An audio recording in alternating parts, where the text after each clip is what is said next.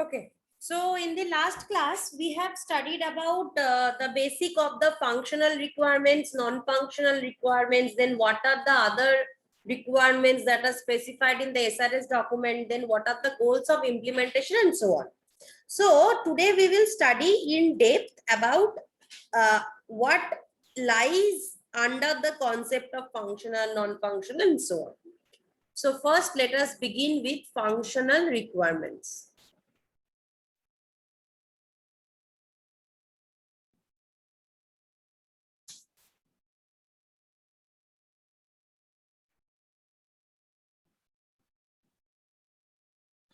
So in order to document the functional requirements of a system, it is necessary to first learn to identify the high level functions of the system. So first we must be able to identify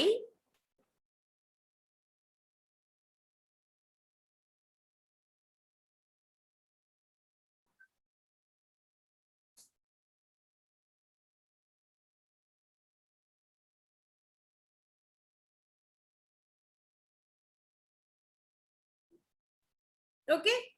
So if we are not able to identify the functions of the system, then we won't be able to identify what are the requirements of the system. So in order to find out the functional requirements, or in order to document the functional requirements of a system, it is necessary to first learn to identify the high level functions of the system. And these identification of the high level functions, it can be done by reading the this documentation of the gathered requirements. So the analyst who has gathered all the requirements, the uh, by reading all the informal documentation of the gathered requirements, he can at least identify the several high level functions of the system. Now these high level functions, it would be split into smaller sub requirements. So next is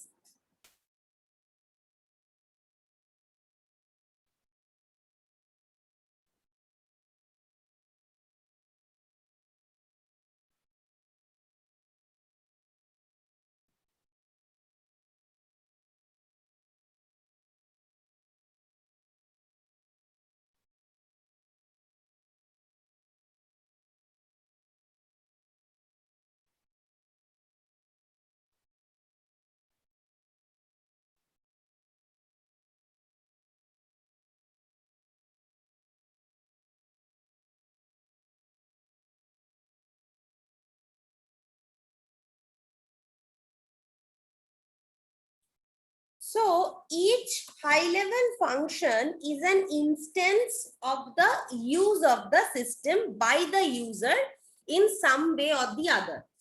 So a high level function is one using which the user can get some useful piece of work done. And using the concept of these functions, which can be identified from the documents or the information which is gathered by the analyst during the requirement analysis and specification phase, they are able to identify the functional requirements of the system. But however, uh, uh, if I suppose, let me draw one high level function requirement.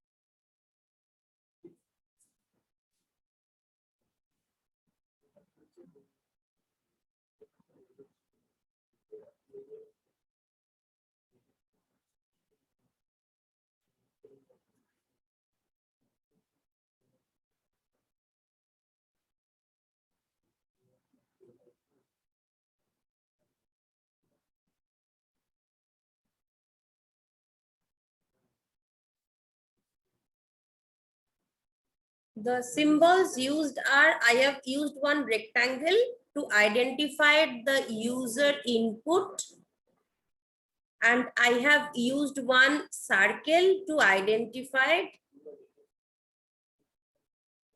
system output. Okay.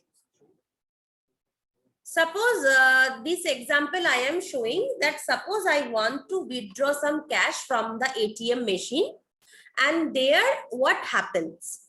So suppose I am trying to build a software where I want to withdraw some cash in the ATM machine, and I want to withdraw some cash from the ATM machine. So this entire scenario, if I have to represent it in the form of some user and system interactions in high level functional requirement. So this is the overall thing which I will be drawing. The first thing which the user will give input to the system is that I want to select and I want to withdraw some cash. Then after giving this input to the system, there will be some outputs, the system output. So if I click on withdraw cash, then a window pops up that they will display that if you want to withdraw cash from savings account, current account, or what account, right? Then I will enter my option. Then they will ask that for the amount which I want to withdraw. Then I will enter the amount. Then three things happens. First, they ask me that enter the amount in the multiple of hundreds, 500. So depends on which ATM machine is, which provision is there. Then they dispense the cash. Then either they will dispense the cash and they will print the receipt, or they will say that there is insufficient balance in your account. So if the problem statement is I want to withdraw some cash from the ATM machine, this entire user and system interactions takes place in this manner. The rectangle marks, they signify the user input to the system, which user will give input to the system.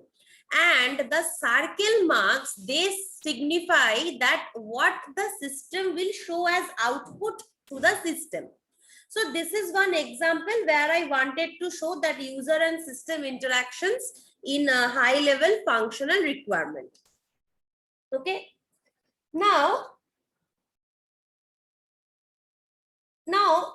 can anyone tell that for this idea that how useful must a piece of work be performed by the system so that it can be called a useful piece of work? So by definition, we are learning that a high level function is one in which the user can get some useful piece of work done. So how useful must a piece of work be performed by the system for it to be called a useful piece of work? So can anyone say that can the printing of the statements of the ATM transaction during withdrawal of the money from an ATM, can it be called a useful piece of work?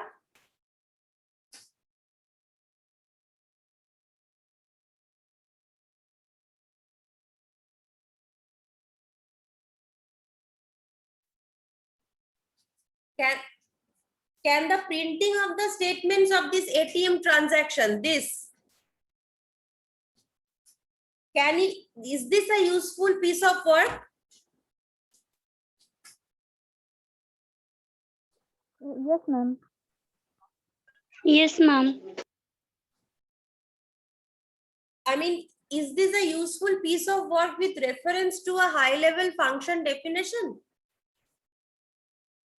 I mean, printing of the ATM transactions, it should not be considered as a high level requirement because the user does not specifically request for this activity. If you can see what I have written that dispense cash, print receipt. So once the ATM will dispense the cash, automatically it will print receipt. So another function for printing the receipt, another system output for printing the receipt, I have not done. You can see that here I have clubbed two activities together, right? All these are separate activities. Dispense cash means पैसा देगा और print receipt means आपको print करके दे देगा. These two activities I have clubbed. Now why I have clubbed that? Because printing of this ATM transaction, it is not considered as a high level requirement because the user does not specifically request for this activity. The receipt gets printed automatically as a part of the withdraw money function. So whenever you are going to some ATM machine to withdraw some money, automatically once you withdraw, your receipt is getting printed. You have not prompted for anything. So usually what the user requests or the user invokes, the services, those are known as high level requirements. So instead of treating this withdraw or this print receipt as entirely as a high level function, we should treat this print receipt as a part of the withdraw money function.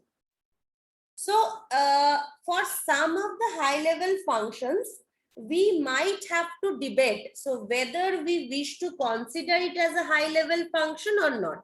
So there is no hard and fast rules and regulations that these are the high level functions, these are not the high level functions. So whenever years of expertise gives this idea to identify what are the high level functions and what are not the high level functions, which I will refer to as the high level functions and which I won't refer to. So this thing is this much clear that each high level requirement or each high level function, it typically involves accepting some data from the user through a user interface, and then it transforms it to the required response and then displays the system response in a proper format. So whenever a high level requirement is concerned, three things will happen. First, it will take some data from the user through a user interface. Then it will transform it into a required response and then it will display the system response in a proper format. Okay. So suppose in a library automation software, this search book function, it can be a high level functional requirements. Because can anyone say why this search book function can be a high level functional requirement in case of library automation system?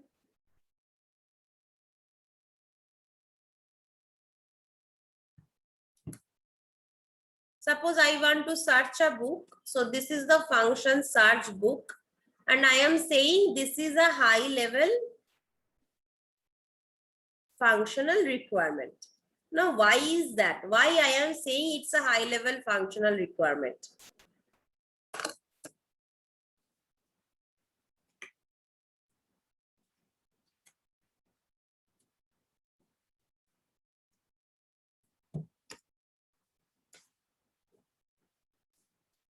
This function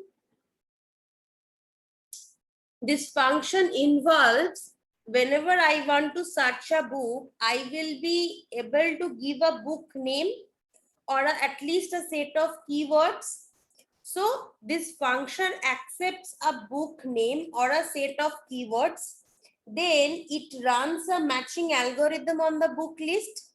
So finally the book list which it has in the database, it runs a matching algorithm, and finally it gives output for the matched books. So if there are any book present in my library with that name, I will return that yes, this book is there.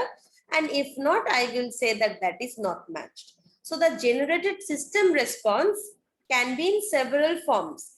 It can display on my computer terminal. It can be a printout. It can be some other data transferred to some other system, right? So high level requirement involves that a data will be input to the system and the system will transform it, and then something useful system response will be displayed, right? Is this thing clear to you? Yes, ma'am. Clear तो हुआ नहीं है. अगर clear होते तो फिर actually वो yes ma'am no ma'am के जगह हम जब पूछ रहे थे वो ही आंसर देते तुम लोग. Anyways,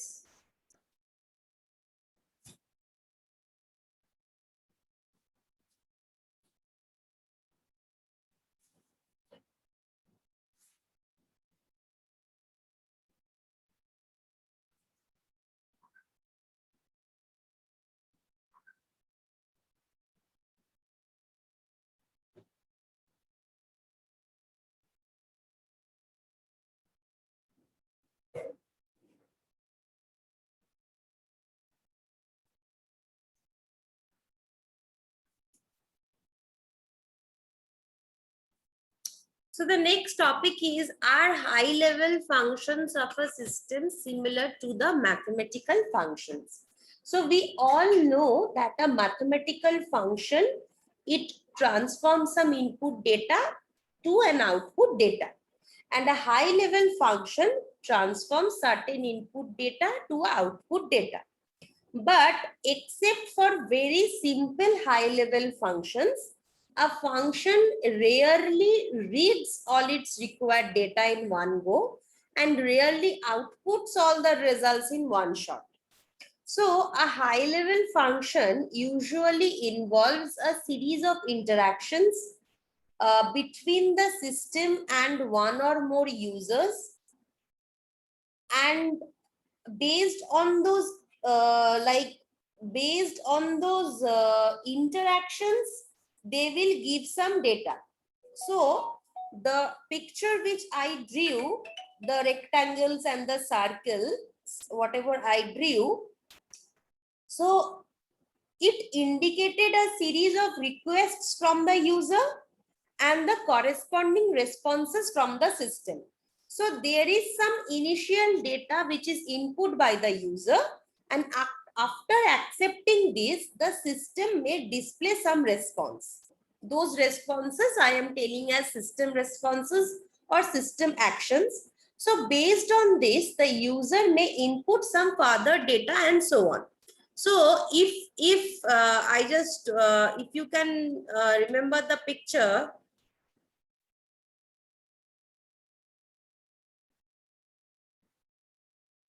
what happened in this picture? The user was giving some data input to the system. The system is displaying something.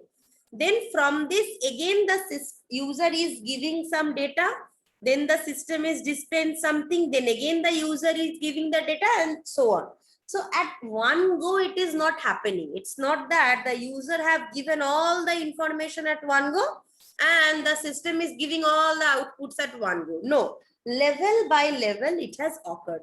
So for any given high level function, there can be different interaction sequences. So these are interaction sequences. It happens in a sequence, in a fashion, in a particular pattern. So the different interaction sequences or scenarios can be there due to users selecting different options or entering different data items. Because suppose if I am using savings bank here in order to withdraw my money from, these options are given. It may happen that if I use current account, then these options may not come, some other options may come. So depending on what the user selects from the different options and what the user gives input as the data input, depending on those, the interaction sequences will occur. As so for any given high level function, different interaction sequences or scenarios occur. So the different scenarios occur depending on the amount which is entered for withdrawal. The different scenarios are essentially different behavior which are exhibited by the system for the same high level function. So I am here to withdraw cash only. This is the same high level function which I am talking about. But depending on what the user will give as input to this response, different interaction scenarios will occur. So for the same high level function, different scenarios can be there. So each user input and the corresponding system response may be considered as a sub requirement of a high level requirement. So each what the user gives as input, each user input and the corresponding system response. And remember, when I am talking about user input, different types of user inputs can be there, right? So these forms the concept what we are telling about, that sub requirement of a high level requirement. So each high level requirement can consist of several sub requirements. Okay. So each high level requirement can have several sub requirements, because each high level requirement can have several types of user inputs. According to that, several types of system responses can be there, and each user input and type of system response forms a pair. So each high level requirement can consist of several sub requirements. Okay, now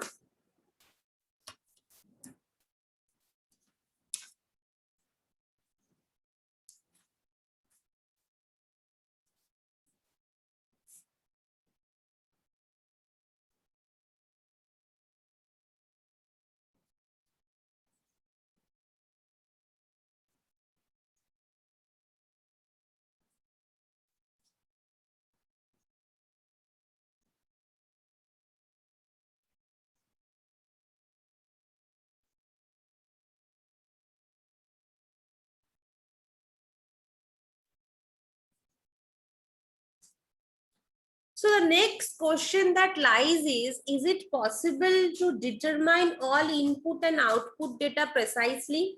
So in a requirement specification document, it is desirable to define the precise data input to the system and the precise data output that is expected by the system. But sometimes the exact data items may be very difficult to identify. So this is especially the case, suppose when no working model of the system which is to be developed, it exists, then it is very difficult to identify what will be the exact input to the system and what will be the exact output from the system. So in such cases, the data in a high level requirement, it should be described using high level terms, and it may be very difficult to identify the exact components of this data accurately. So another aspect that must be kept in mind is that the data might be input to the system in stages at different points in execution. For example, when we are talking about this withdraw cash function, suppose of an ATM machine. So during the course of execution of the withdraw cash function, the user would have to input the type of account, the amount to be withdrawn. So it is very difficult to form a single high level name that would accurately describe all the input data. Okay. So the input data were sub functions. So all these input data were drawn as a sub functions of the higher level function. So at a single high level function in one rectangle only, it was difficult to draw this entire withdraw cache concept. Okay. So this is the concept about how the functional requirements are how the high level function is classified, how the high level function is identified, how the high level function is drawn using several sub requirements, how the user and the system interactions are depicted in the high level functional requirement. Okay. So these all are about the concepts of high level function, how we represent our functional requirements in the form of high level functions. Now the next topic is how to identify the functional requirements.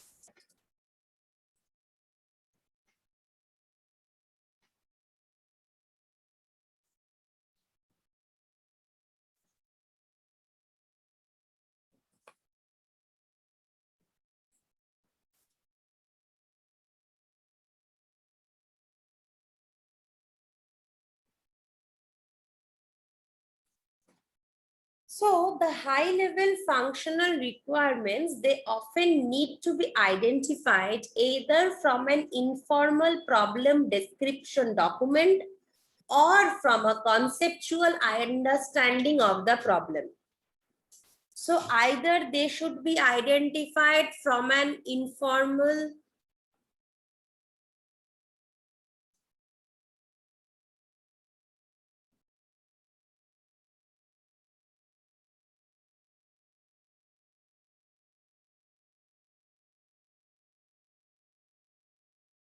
or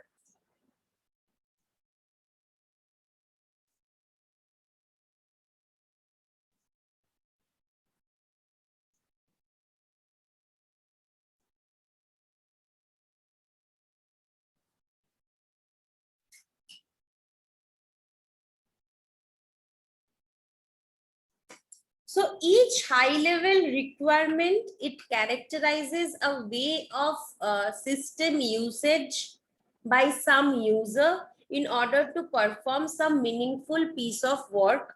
So there can be many types of users of a system, and their requirements from the system may be very much different with respect to one another. So it is often useful to first identify the different types of users who might use the system, and then we try to identify the different services that are expected from the software by these different type of users. So first identify the various types of users of the system, then identify the types of services these users are expecting from your system.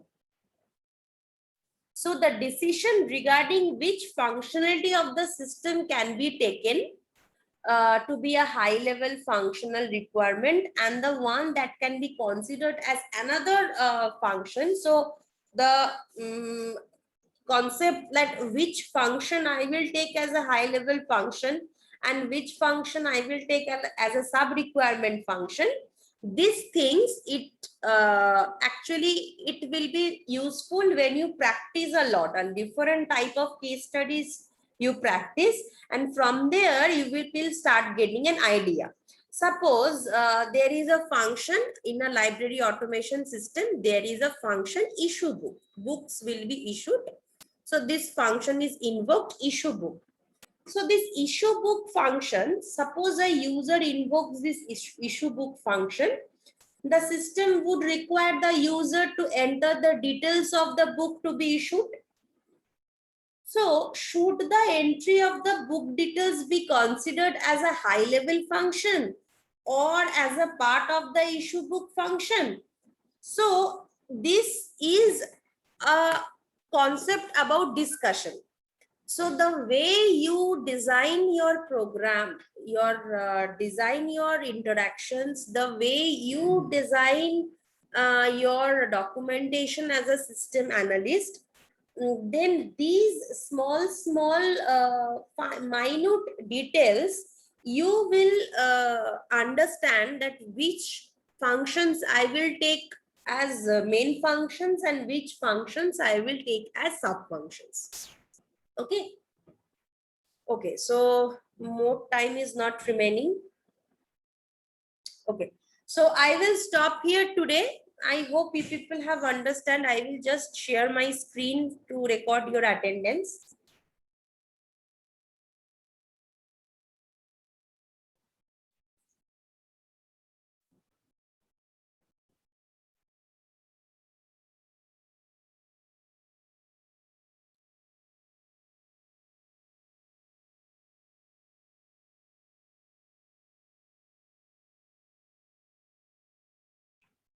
Okay, so everyone please mark your attendance over here. And after marking the attendance, you may leave the class one by one.